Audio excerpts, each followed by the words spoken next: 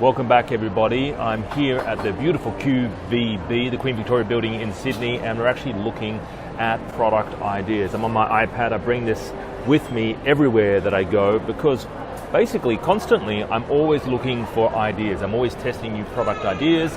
I'm always trying to find out what is working right now and what are some other potential products that I can jump on. And you can't really, I find looking at using iPhones a little bit small, so I'm always carrying my iPad. Anyway, so I'm looking at a few different products right here, and we've got different, and I'm a big fan of pet products, right? I love pet products, all right, because pet products, they're reasonably low headache, right? So you look at this one right here. This is a replacement, pet cot replacement cover, okay? So it's a very basic product.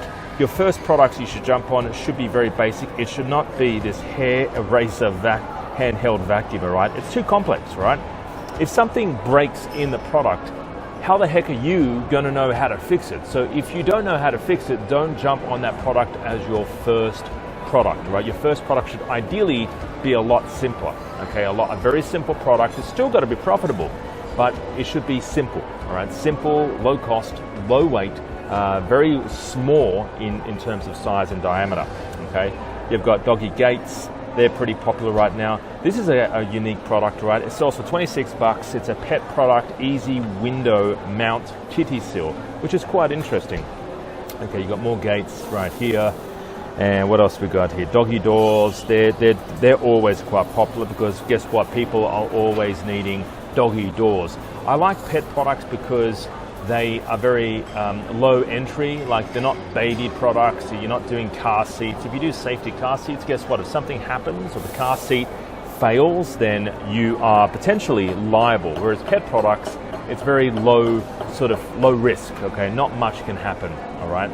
But see, I'd rather do a pet product, an elevated booster seat for a dog, as opposed to a baby, a human baby, because again, like I said, it's low risk, a lot low risk, right?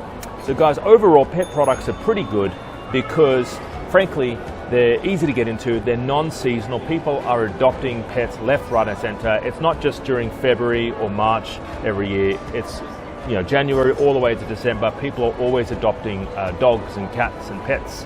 People spend ridiculous amounts of money on their pets, okay? I know because I spend a ridiculous amount of money on my pet.